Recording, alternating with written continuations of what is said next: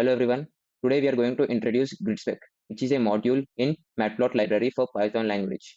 We use GridSpec when we need more customizable tool for plotting the graphs than the usual subplots method.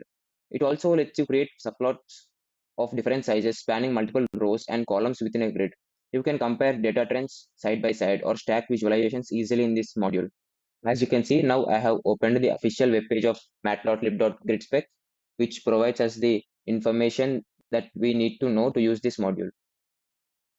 Now, before getting into the key features, first let's look at the parameters in this module. These are the various parameters involved in this module, and uh, among these, the W space and H space parameters control the spacing between subplots, influencing readability and aesthetics. The left, right, top, and bottom parameters define the spacing between the grids, and width ratios and height ratios allow for grids with cells of different sizes, which offers greater flexibility. In this subplot underscore spec, using this, users can create nested grids for advanced layouts, enhancing the organization of complex visualizations. Now, these all parameters are responsible for the key features of this module. Some of these features include flexible arrangement of subplots using customizable grids. And also this module supports both fixed and relative sizing of grid cells, enabling nesting of grids within grids for complex layouts. It also allows to plot multiple grid cells both horizontally and vertically. To use the GridSpec module, first we need to import Matplotlib library. For that, we need to write this code. And then we need to import the GridSpec module from the Matplotlib library. And for that, we need to use this line.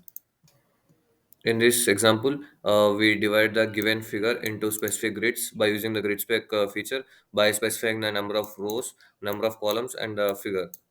And then in the figure, we add new subplots every time by using the feature figure to add subplot method like this. Here the GS of I comma j represent the specific grid where the new subplot is added. Here in this example, we see how to divide a figure into grids with columns of unequal widths and rows of unequal heights. Here assigning these list of numbers to the width ratios parameter means that the columns 1, comma 2, comma 3 are in the ratio 1 is to 2 is to 1. The height ratios feature also works similarity when it comes to the rows. We can understand specifying the spacings between the subplots through this example. Here the W space equal to zero point 0.5 ensures that there is a zero point 0.5 units of space between subplots in the same row, and H space equal to zero point 0.5 means that there is a vertical spacing of zero point 0.5 units between subplots in the same column. Here we can see that there is a spacing of zero point 0.5 units between the subplots in the same row, and also there is a height difference of zero point 0.5 units between the subplots in the same column. Here in this example, we explore the left, right, top, and bottom parameters, which control the margins around the grid as fractions of the figures, width, and height. For example, left equal to zero point 0.1 means that the left edge of the grid starts 10% from the end of the figure. Similarly, right equal to zero point 0.9 means that the grid stops 10% before the right edge.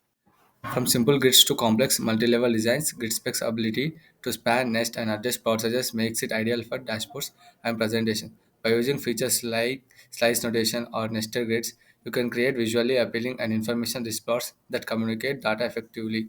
Whether you are a beginner exploring basic layouts or an expert building advanced visualization, mastering GridSpec will help you present your data with clarity and structure.